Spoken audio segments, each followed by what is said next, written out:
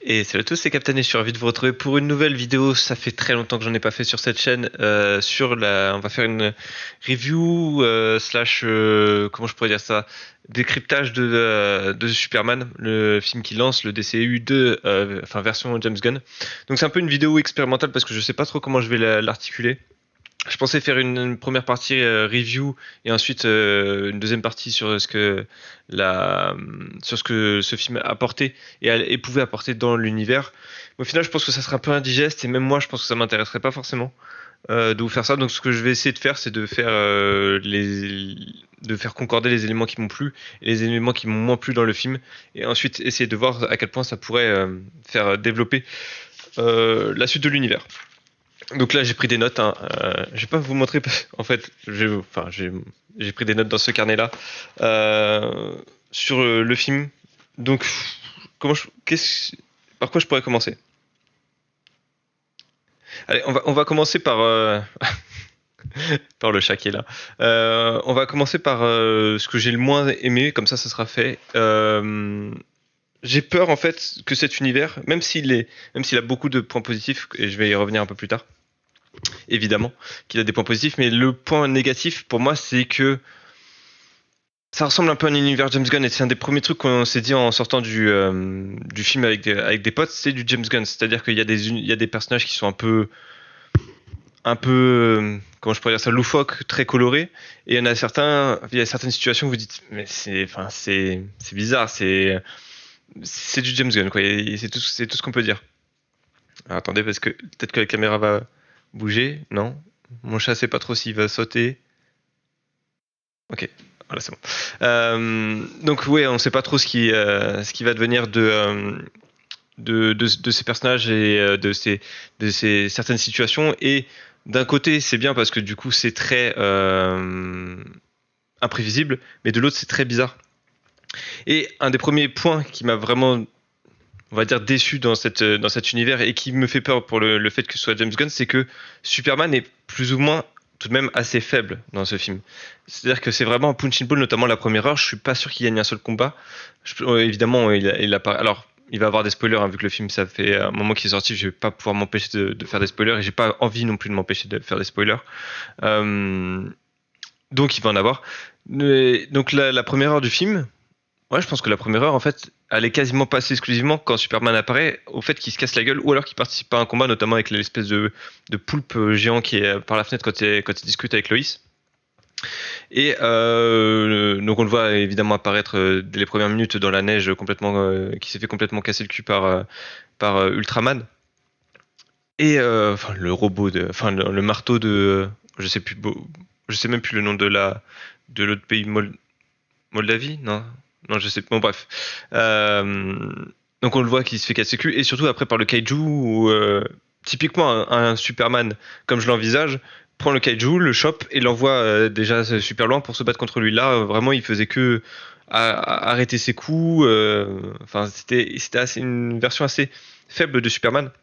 Ce qui me fait peur, c'est dans cet univers, s'il y a un faible Superman, est-ce que est-ce que c'est pas une porte d'entrée pour avoir des vilains un peu plus faibles aussi? C'est-à-dire que est-ce que la première fois qu'on va avoir Darkseid, si on a l'opportunité de voir Darkseid ou Brainiac, je vais revenir un peu plus tard dans la vidéo, est-ce qu'ils seront pas eux-mêmes nerfés par rapport au Superman? Moi, c'est ça qui me fait peur, c'est est-ce que du coup ces personnages-là ne seront pas remis à l'échelle James Gunn? Et en fait, moi, c'est ça qui me fait probablement le plus peur, c'est que cet univers de James Gunn, est-ce qu'il est pas un peu trop comment je pourrais dire ça?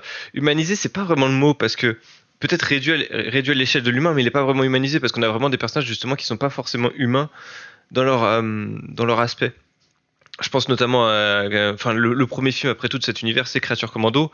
Peacemaker, qui est à l'heure actuelle la pièce quasiment angulaire de cet univers, est humain sans être vraiment humain, c'est-à-dire qu'il a rien, il a pas vraiment un côté humain. En tout cas, c'est pas ce côté-là qui prédomine. Donc, c'est pas vraiment, c'est pas vraiment des personnages qui sont humains, mais ils sont remis à l'échelle humaine. Vous voyez ce que je veux dire? Et j'ai l'impression que Superman, ça va être un peu ça. Et du coup, qu'est-ce qui va se passer quand Brainiac ou Darkseid apparaissent? Est-ce que eux-mêmes vont pas être réduits un peu à l'échelle humaine? Moi, c'est ça qui me fait peur. Si, en fait, ce Superman-là me paraît un peu trop faible.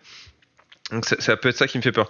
L'autre aspect, et d'ailleurs ça y correspond, c'est Luthor. J'ai bien aimé son rôle dans le film, mais j'ai pas aimé quand il apparaissait à l'écran. Ça a aucun sens, mais c'est vraiment ce côté controverse, non pas controverse, contradictoire, pardon, de ce Luthor, qui est, encore une fois, son plan, je trouve qu'il est bien, en réalité. Il y a pas de, enfin, il y a des raccourcis un peu faciles, genre j'ai créé un univers de poche. Ah ouais, mais ça choque personne. Oui, bah après tout, c'est vrai que Luthor c'est un génie, mais au point de créer un univers de poche en recréant le Big Bang, bon, voilà, il y a quand même, c'est quand même une petite pirouette un peu scénaristique, un peu facile, mais bon après tout, vu que c'est introduit dès le départ et que ça choque pas les personnages, c'est censé ne pas nous choquer nous. Mais moi j'ai un peu tiqué, je fais là, quand j'ai vu le film, je fais, ok, Luthor c'est un génie, mais quand même, quand même. Après le fait qu'il crée le clone de Superman avec Ultraman, etc. Ça m'a pas choqué. Je trouvais que le plan était plutôt bon. Mais c'est quand il apparaissait à l'écran, j'avais pas peur de ce Luthor. J'avais pas peur de ce. En fait, vraiment, j'avais l'impression que ce Luthor c'était un sous Lex Luthor de Zack Snyder, joué par. J'ai peur de ne percuter son nom. Je crois que c'était. Non, bah, j'ai peur de niquer son nom. Non, c'est pas Zuckerberg parce que justement il a joué Zuckerberg. Je vais pas réussir à l'avoir son nom. Je crois que c'est Jesse quelque chose, mais encore une fois, j'ai pas envie de dire n'importe quoi. Et en fait, ce Joker là, j'avais l'impression, putain, ce Lex Luthor là, justement, j'avais l'impression que c'était la version Lex Luthor de Zack Snyder, mais sans les mimiques que ce Lex Luthor là avait, qu'il empruntait un peu au Joker. Vous savez, dans Zack Snyder, le Lex Luthor, je trouvais qu'il avait vraiment emprunté beaucoup de mimiques à Joker, c'est-à-dire qu'il avait des tics, il rigolait parfois comme ça pour rien. Là, ce Lex Luthor-là, il a pas ce côté-là, mais il a tout le côté infernal et un peu théâtral quand il parle, c'est-à-dire on voit qu'il aime bien s'entendre parler. Alors c'est dans le personnage, mais peut-être que c'est le fait que l'acteur est pas assez charismatique pour le jouer. Ça, c'est un point sur lequel je vais revenir juste après. Mais il y a quelque chose qui m'a dérangé dans ce Lex Luthor. Pourtant, je trouve que le plan était bien, encore une fois, mais ça manquait de quelque chose. Je sais pas de quoi, mais ça manquait de quelque chose. Peut-être le fait qu'on ne le voit pas dans l'armure et le fait que, en fait, tout ce qu'il fait, c'est jouer à toucher couler au final derrière son computer en disant 1 A, B, D, C, 2C, etc. Certes, ça prouve à quel point il a été obsédé par Superman au point où il a analysé tous ses mouvements et il peut prédire tout ce qu'il va faire. Donc de ce point de vue-là, c'est bien. Mais d'un autre, je trouve que c'est un peu anticlimatique comme combat final. Autre point, donc je vais venir, les acteurs. Est-ce que les acteurs vont pas être un peu trop faibles pour pouvoir porter cet univers-là? Je pense que par exemple Nathan Fillion, alors pour le coup Superman, je pense que c'est bon, il y a pas de souci, je le vois plutôt bien porté. Je vais même dire probablement quelque chose qui va peut-être choquer, mais je pense pas qu'il y ait besoin de quelqu'un de très charismatique pour jouer Superman. Il faut juste quelqu'un d'imposant. C'est pas forcément la même chose. Je pense que quelqu'un de charismatique, pour le coup c'est Batman. Pour jouer Batman, il faut quelqu'un de charismatique et quelqu'un qui peut être imposant, mais surtout charismatique. Encore une fois, l'exemple typique, Robert Pattinson est pas imposant quand on le voit à la caméra, mais par contre, il est charismatique. Quand on le voit, il impose. Enfin, quand il est à l'écran, il impose. On voit que lui. Là, Superman, il n'y a pas forcément ça. Je pense que c'est juste une présence physique qu'il faut pour Superman, pas une présence à l'écran. Encore une fois, c'est complètement contradictoire ce que je dis, mais j'espère que ça a un peu de sens par rapport au message que je veux faire passer. Malgré tout, il y a quand même des personnages qui peuvent être intéressants. Je pense que le Mister Terrific, moi j'aimerais bien le revoir dans d'autres films. Vraiment, sa présence m'a pas dérangé. Au contraire, je l'ai beaucoup aimé. Guy Gardner, j'avais beaucoup d'a priori sur le fait que c'était un acteur de série qui allait prendre ce rôle avec une coupe horrible qui était faite exprès pour être horrible, justement pour le ridiculiser encore plus. Ça choque pas dans le film, vraiment ça choque pas, et moi j'étais assez content et ça fait une bonne introduction pour un Green Lantern dans cet univers. Donc c'est pour le coup pari réussi, pari risqué mais pari réussi, je pense pour ce Green Lantern et pour ce Guy Gardner. Donc ça fait déjà 3 personnages que j'aimerais bien revoir. Superman, je trouvais ça allait très très bien, il y a aucun souci. Mister Terrific et Guy Gardner. Hawkgirl, qu'elle soit dans le film ou qu'elle soit pas, honnêtement, malheureusement c'est la même chose. Donc j'ai pas d'avis sur elle, que je peux pas dire que j'ai envie de la revoir ou pas, parce que vraiment qu'elle soit dans le film ou pas, je m'en fous. Lois Lane, et pour le coup, c'est vraiment une Lois Lane selon moi. Alors Perry du Daily Planet, Osef. Pareil pour Cat Grant, je crois. Osef complètement également. Jimmy Olsen. Alors apparemment ils vont le faire une série sur ça. Alors je vais sortir une deuxième vidéo plus tard dans la semaine sur l'emploi du temps et le bordel qu'est l'emploi du temps chez DC et à quel point il suffit d'un film pour à peu près le remettre en ordre, selon moi. Et donc ils veulent faire une série sur Jimmy Olsen. Et là j'ai beaucoup de mal à le voir. Certes, je pense qu'il incarnait plutôt bien Jimmy Olsen, mais c'est la même chose que pour le coup le côté charismatique. J'ai pas envie de revoir. Enfin, il impose rien quoi. Jimmy Olsen, qu'il soit à l'écran ou pas, je m'en fous. Je m'en fous complètement. Donc bon, faire une série sur lui, je sais pas si c'est très très utile. Donc ça c'est bon. Alors, je vais maintenant parler un peu du message du film. Pas le message du film. Le retournement du film, c'est-à-dire que ce qui fait pivoter l'intrigue, donc le retournement de situation, qui va lancer toutes les péripéties, j'ai trouvé que c'était léger quand même. Ça, pour le coup, j'ai trouvé que c'était très très léger. Je vais pas vous mentir, ça m'a sorti du film. Le fait que Superman sauve depuis 3 ans, je crois, au début du film, sauve depuis 3 ans le monde et la Terre. Et il suffit juste d'un message où on dit au fait, regardez, ses parents ont laissé un message comme quoi ils devaient absolument conquérir la Terre et avoir un harem, etc. D'ailleurs, il y a une fixation bizarre sur le harem. Ils le reprennent je sais pas combien de fois. Et moi qui ai vu le film avec mes neveux, c'était un peu pas gênant, mais genre c'était un peu en mode ouais, enfin la fixation sur le harem, elle est peut-être de trop. Il y a d'autres messages un peu plus importants. Après, peut-être que ça révèle la société d'aujourd'hui. Peut-être qu'on se fixerait sur le harem. En vrai, je pense que ça reflète complètement la société d'aujourd'hui. On se fixerait complètement sur le harem. Mais voilà, ça m'a un peu sorti du film. Mais au final, ça reflète la société d'aujourd'hui. Est-ce que c'est si mal que ça? Je sais pas. Mais voilà, le fait que d'un coup les humains, en plus c'est juste après la bataille contre le Kaiju, donc on voit Superman sauver absolument tout le monde, que ça soit un chien, un écureuil, la petite fille qui se balade en sortie de lycée et qui voit pas qu'il y a un gros monstre, qu'il y a un gros monstre au-dessus d'elle. Il sauve tout le monde. Il y a ce message qui est diffusé et tout le monde veut lui casser la gueule d'un coup. Je trouvais que c'était un peu trop rapide. J'aurais aimé que le public, qu'il y a un autre élément, que le public lui demande de se justifier. Lui il dirait bah il ferait une connerie parce qu'il est assez naïf et il s'emporte peut-être trop facilement et qui commence à péter un câble justement sur quelqu'un, peut-être sur Lex Luthor encore une fois. En fait, le fait que peut-être que le retournement de situation aurait été complet avec ce qui se passe dans le bureau de Lex Luthor juste après où Superman pète un câble pour retrouver Krypto. Peut-être que ça aurait été bien que ce soit directement appliqué dans le retournement de situation. Là, pour moi, en fait, c'était plus dans les péripéties, ce côté-là. C'était en mode, on ajoute au bordel de Superman, où il essaie de retrouver Krypto, bah merde, il peut pas, parce que Lex Luthor se joue de lui, etc. Alors que si ça avait été dans le retournement de situation, et la pierre vraiment qui fait basculer le truc, au point où Superman aurait pu, par exemple, péter le bras de Lex Luthor, sans faire exprès, en lui broyant le bras, etc. Et du coup, le monde aurait dit attendez, là, il vient quand même de blesser quelqu'un de sang-froid, il aurait pu lui arracher le bras ou ce genre de choses.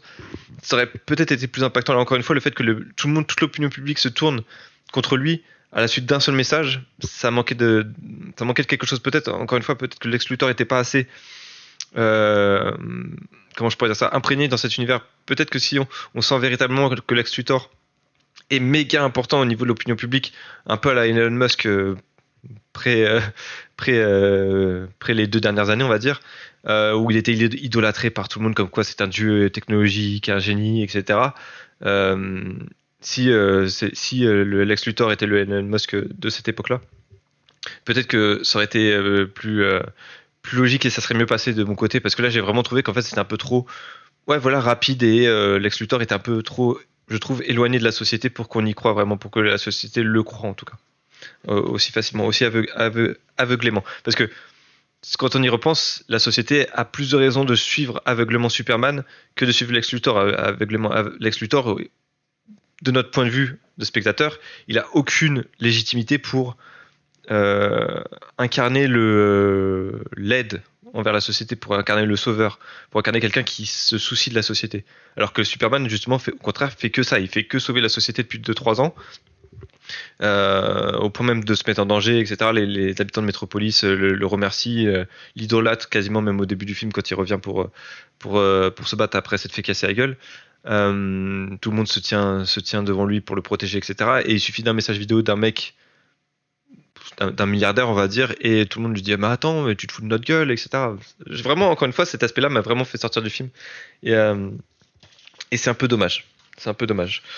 Qu'est-ce que je pourrais vous dire d'autre? Le combat contre le kaiju était pas ouf, ouais. Mine de rien, les combats étaient. Est-ce qu'ils étaient bien dans ce film? La scène la plus marquante au final de ce film, je pense, pour moi, c'est le plan séquence sur Mr. Terrific qui attaque la plage où est la base secrète de Lex Luthor.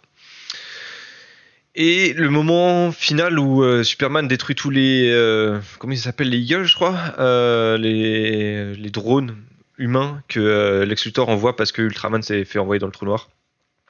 Encore une fois, gros spoiler. Et donc le plan final où voilà Superman avec sa supervision, enfin ses rayons laser plutôt tourne autour de lui-même et déchiquette les mecs. Mais comme c'est un Superman qui ne tue pas et il faut surtout pas qu'il tue, on voit après les mecs tomber et oh non, oh, je me suis juste un peu blessé, j'ai un peu un bleu, etc. Alors que je me suis pris un laser de Superman dans la gueule. Voilà, pour moi c'était les deux vrais moments que j'ai retenu dans cette scène, dans cette scène d'action. Et ça va être quelque chose d'ailleurs qui va me permettre de rebondir parce que c'est un aspect sur lequel j'ai beaucoup réfléchi depuis que j'ai vu le film. C'était il y a une semaine. En fait, je pense que ce film, pour vraiment qu'il soit marquant, ça manque d'un geste ou d'une action que les petits et peut-être les plus grands pourraient reproduire. Je vais m'expliquer. En gros, ce film, pour moi, pour moi, faut le comparer à Iron Man. Faut pas le comparer à Man of Steel.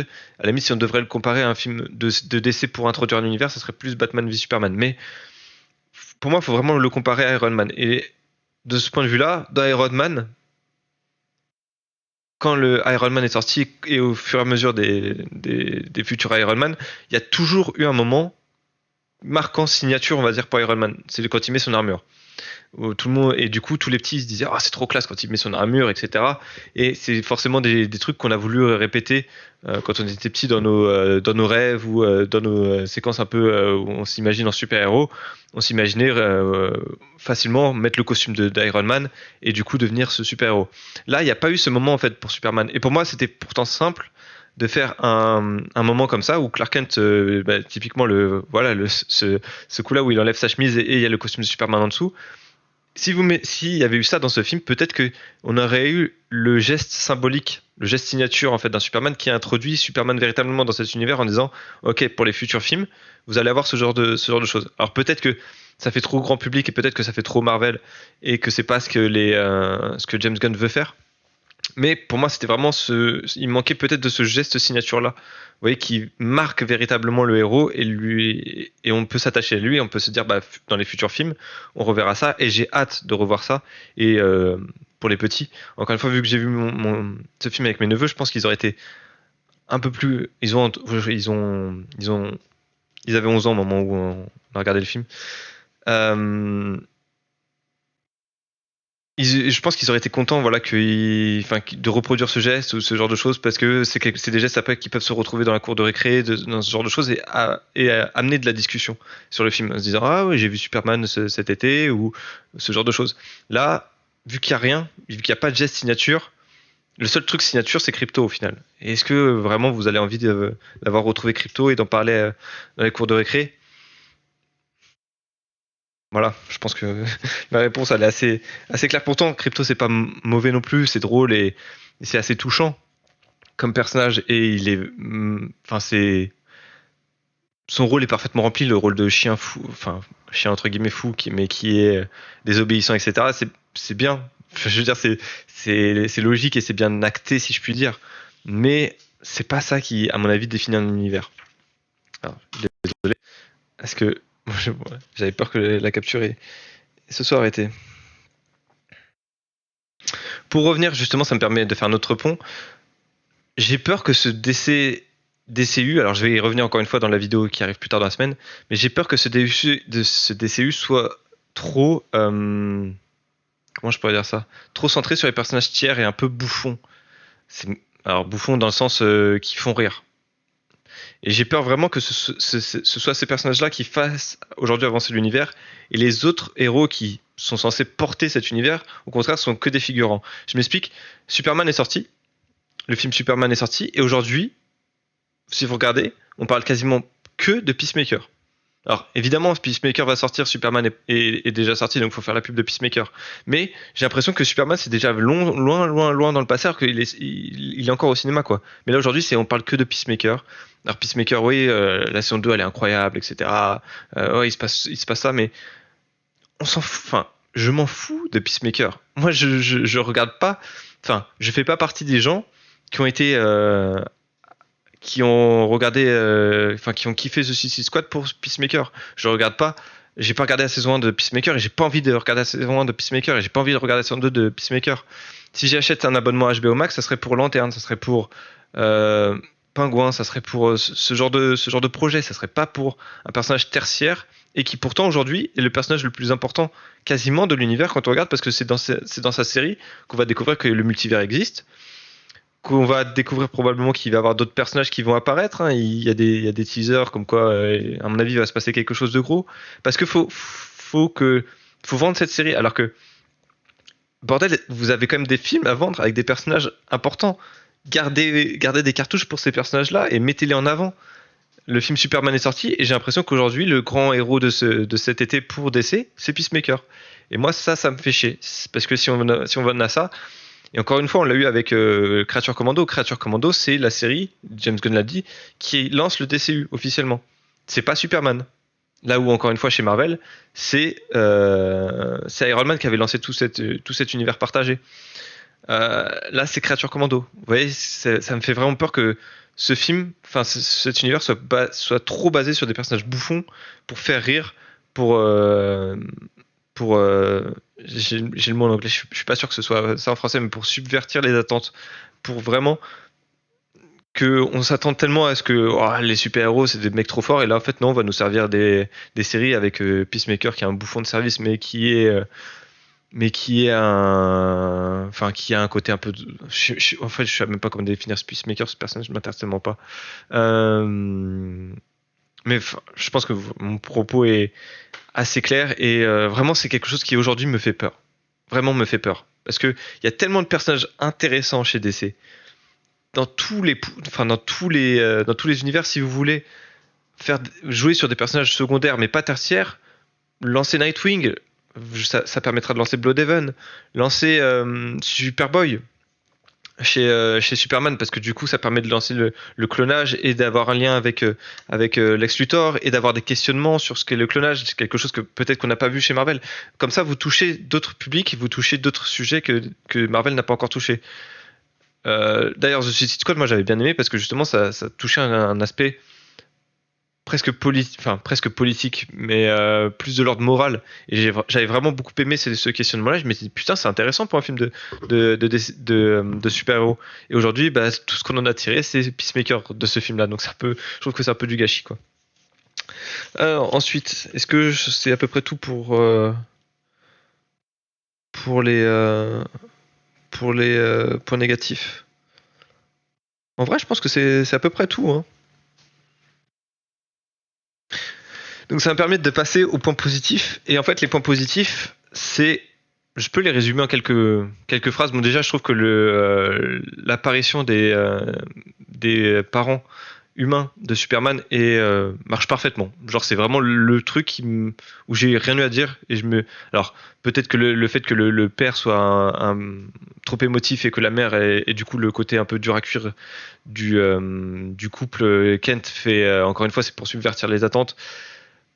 Est-ce que ça m'a sorti du film? Non, mais j'ai trouvé que c'était un peu trop on the nose, quoi, en mode. Encore une fois, ça se voit que c'est juste pour détourner. Alors, du coup, petite parenthèse, mais le fait que les parents de Superman, les parents biologiques, soient entre guillemets des gros bâtards, ça c'est bien. Ça j'ai beaucoup aimé parce que ça rejoint un peu ce qui s'était passé dans The Batman où on voyait que les Wayne en fait étaient pas loin d'être pourris et qu'ils avaient touché en tout cas avec des gens vraiment pas recommandables et ça c'était bien parce que du coup on a vraiment l'habitude que dans les super-héros et surtout les super-héros DC le monde est pourri, mais par contre les parents sont géniaux. Bon là, les parents de Superman sont quand même assez géniaux et encore une fois, toutes les interactions, ça marche nickel avec lui. Mais les parents de Batman, si Gotham est pourri, à moins que ce soit des enfants de cœur et qu'ils aient vraiment fait tout leur possible, il y a des chances qu'eux-mêmes aient à un moment ou à un autre trafiqué dans des choses pas très louches, quoi. Donc, donc c'est assez. Ça, c'était. Ce twist-là, j'avais bien aimé. Donc, tout ce qui touche aux parents de Superman, que ce soit le côté négatif et le côté positif, avec. Donc, négatif, quand je dis négatif, c'est méchant. Ouais, j'aurais plutôt dire ça. Et bon, marchait parfaitement. Pour l'autre aspect, j'ai pas trouvé que le film était trop peuplé. Et ça, c'est bien parce que c'est vrai que ce film avait la lourde tâche d'introduire facilement 4-5 personnages récurrents de l'univers DC. Ils ont bien été introduits. Il n'y a jamais un moment où je me suis dit, bon, ce personnage-là, j'ai pas envie de le voir. Dégagez-le. Il me saoule. Peut-être les passages avec Jimmy Olsen. Peut-être qu'ils étaient trop. Et le fait que il apporte plus ou moins la solution où est emprisonné Superman en mode Deus Ex Machina. Au fait, je sortais avec, enfin, je sors avec enfin, je suis sorti avec la copine de Lex Luthor. Oh bah, elle est folle de moi, comme j'ai de la chance. Du coup, en lui posant la question, je sais déjà où est Superman et il est juste retenu dans un univers de poche. Ah, bah, c'est très bien, oui, c'est logique. Ça, encore une fois, ça m'a un peu sorti du film. J'étais en mode, ouais. Alors, je sais que, du coup, Jimmy Olsen est apparemment dans les comics une sorte de playboy ou, enfin, pas playboy, mais un coureur de jupons, en tout cas quelqu'un qui fait chavirer le cœur de toutes les femmes, qui rencontre, qui croise. En fait, dans les comics récents, j'avoue que j'ai pas du tout ce souvenir-là de Jimmy Olsen. Donc, c'est vrai que James Gunn en avait parlé dans un des posts et j'ai fait ah, du coup, c'est comme ça qu'est justifié le fait que la copine de Lex Luthor révèle tous les secrets à Jimmy Olsen parce que dans les comics, c'est ce personnage-là. Ouais, pour le coup, ça, c'est un aspect je vais pas mentir, cet aspect-là m'a vraiment fait sortir du film. Mais donc, en dehors de ce personnage-là de Jimmy Olsen, j'ai pas trouvé que c'était trop rempli. Je dis ça, mais en fait, c'est vrai que toute la rédaction de Daily Planet en dehors de Lois Lane était trop. La scène, pour en revenir au Daily Planet, la scène d'interview entre Superman et Lois Lane, beaucoup trop longue. Beaucoup trop longue. Et j'ai pas vraiment compris où il voulait en venir. Est-ce que c'était le fait que, oui, on veut montrer que Superman est humain, mais en même temps, on montre qu'il s'énerve pour un rien. Genre en anglais, il s'énerve pour super shit. En anglais, en français, ça donnait un mec qui s'énerve pour super à chier ou super chier ou un truc comme ça. Enfin, quand vous prenez un torrent de merde sur les réseaux sociaux, c'est pas une insulte super chier qui va vous faire chier justement, qui va vous faire vriller. Alors que lui, ça le fait vriller. Donc c'est ce côté-là où on le rend humain, certes, mais pas pour les bonnes raisons en fait. Pas pour un Superman n'a pas à s'énerver parce qu'on lui dit super chier quoi. Ça, au contraire, moi, pour le coup, ça me ferait flipper qu'un super humain puisse s'énerver parce que il a un hashtag qui lui plaît pas sur internet. Tu fais oula mec, calmos. Du coup, coupe les réseaux sociaux et abandonne tout.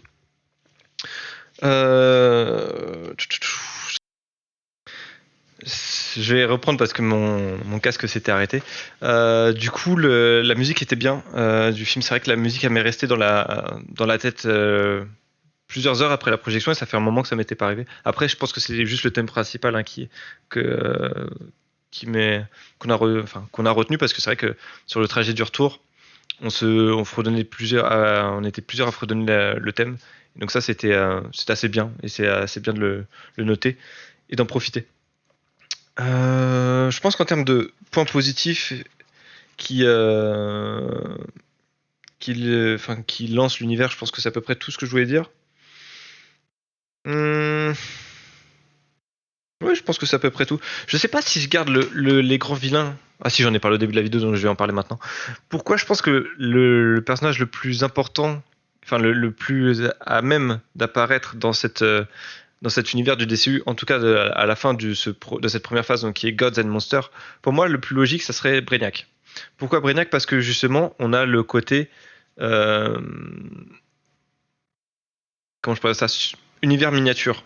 Le côté univers miniature créé par Lex Luthor, qui du coup a créé un univers de poche, ça pourrait être quelque chose qui soit parle à Brainiac, parce que ça lui permet de miniaturiser et d'englober des villes qu'il pourrait mettre dans cet univers, plutôt que de mettre que des gens, là il mettrait des villes. Donc peut-être que c'est une technologie qui pourrait l'intéresser, ou au contraire, on pourrait découvrir que en fait, Lex Luthor, il n'a pas du tout créé cette technologie, il l'a prise parce que je sais pas, il a obtenu des recherches dans l'espace et il a chopé un truc. Et ça pourrait être une découverte qu'on pourrait avoir dans les films Supergirl ou dans la série Lanterne.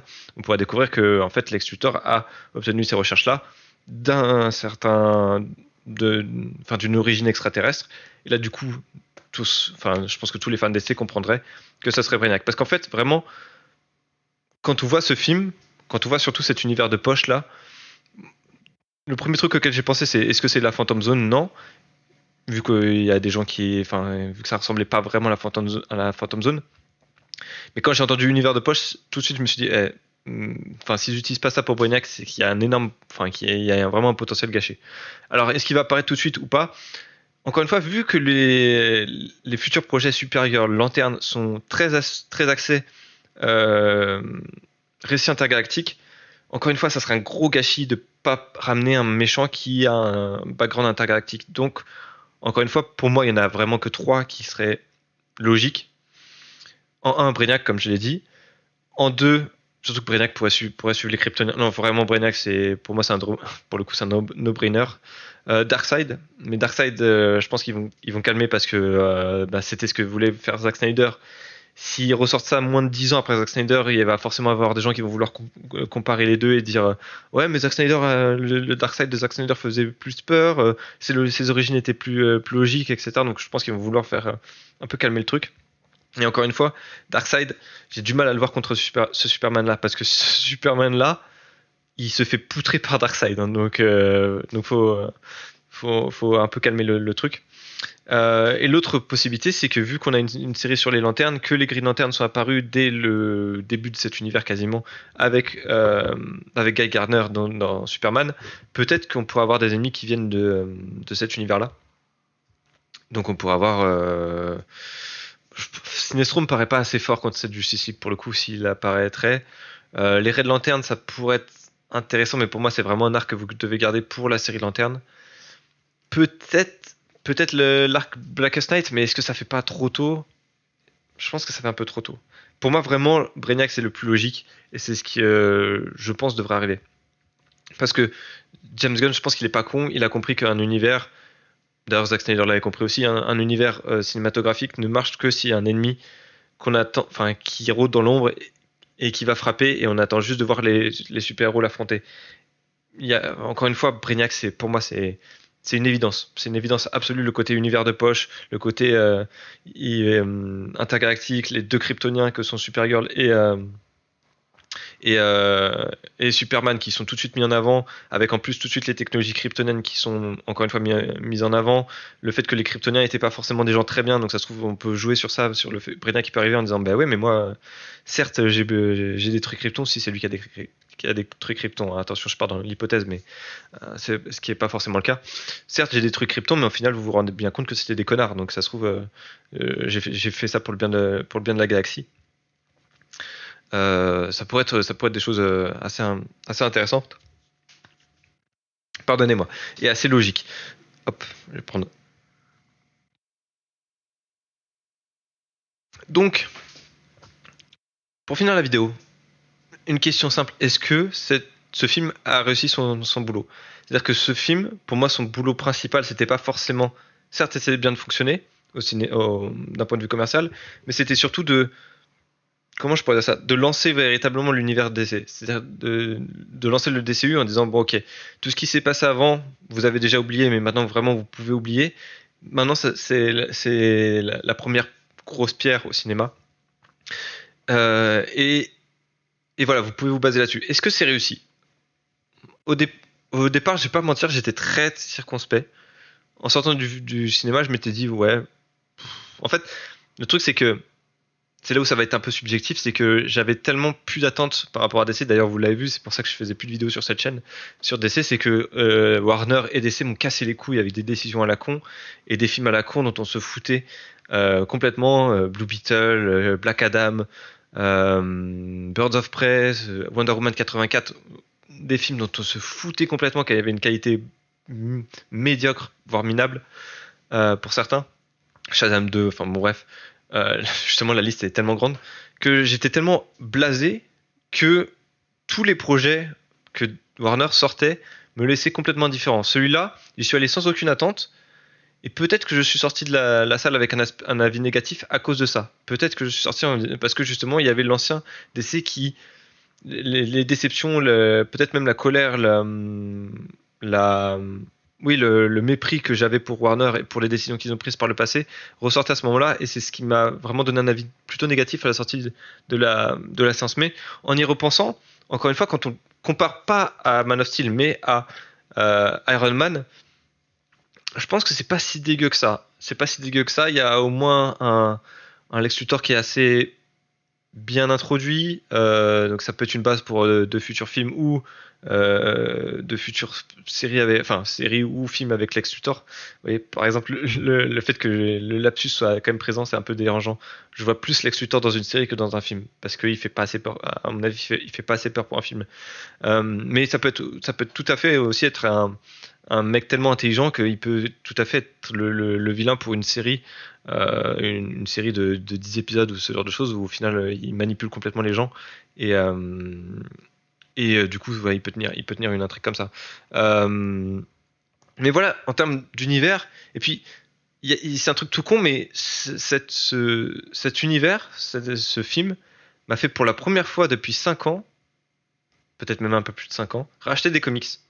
C'est-à-dire que vraiment depuis 5 ans, j'avais pas acheté un seul comic, j'étais tellement blasé, j'étais tellement au fond que à part les Batman que je surveillais de temps en temps, j'étais tellement blasé par tout ce qu'a fait DC que je voulais même pas leur accorder le bénéfice du doute sur certains comics. Alors que je sais du côté des comics justement, c'était peut-être la section qui allait le mieux parce que dans les films, bon, j'avais dit que c'était de la merde, mais et je le maintiens à part The Batman, évidemment. Mais même dans les jeux vidéo, regardez ce qu'ils ont fait. Ils se sont complètement laissés bouffer par Marvel. Marvel a sorti Spider-Man 1 et 2 pendant que Warner forçait leur meilleur studio à sortir The Suicide Squad, Kill the Justice League, qui est enfin, c'est peut-être la plus grosse catastrophe industrielle de l'histoire des jeux vidéo. Et vraiment, je pèse mes mots. Dans l'histoire des jeux vidéo, c'est une catastrophe absolue. Euh, et ouais, enfin voilà, il y a rien, enfin il y a rien qui allait. Et là, peut-être qu'en fait, ce film-là est ce qui redéclenche, en tout cas personnellement, ma flamme pour DC. Alors pour l'instant, c'est que des étincelles. Je sais pas si je vais racheter beaucoup de comics. Justement, on va voir ce que ça va donner. Mais je suis prêt à redonner de la chance à DC. Peut-être que c'est ça la plus grande force de ce film, et peut-être que c'est ça ce que le film a réussi de mieux, c'est que je redonne une chance à DC. Et là maintenant, le problème, oui et non, c'est que, enfin, le problème et surtout le risque que DC prend et que cet univers prend, c'est que maintenant, il faut que le film Supergirl se loupe pas en fait. Tout leur pari va reposer sur le film Supergirl. Si le film Supergirl ressemble de trop près à ce qu'ils nous ont pondu, c'est-à-dire Birds of Prey, Blue Beetle, Shazam 2, Wonder Woman 84, Joker 2 même, etc. Ce genre de film un peu insipide qui, en tout cas, foire complètement au point de vue box-office et au point de vue du public, bah, leur univers est déjà foutu à la poubelle en fait. Donc ils prennent un gros risque avec le Supergirl. Supergirl va quasiment porter en fait l'univers à lui tout seul. Les chances de cet univers sont portées par le film Supergirl. Et c'est une pression qui est assez énorme pour un film. Et c'est peut-être la première fois que je pense qu'un film a autant de pression sur la gueule. Euh, Peut-être qu'il y avait le Justice League de Zack Snyder, mais justement il n'était pas, vu que c'est pas lui qui l'a fait, c'est vraiment un cas à part. Mais voilà, c'est mon avis sur la chose.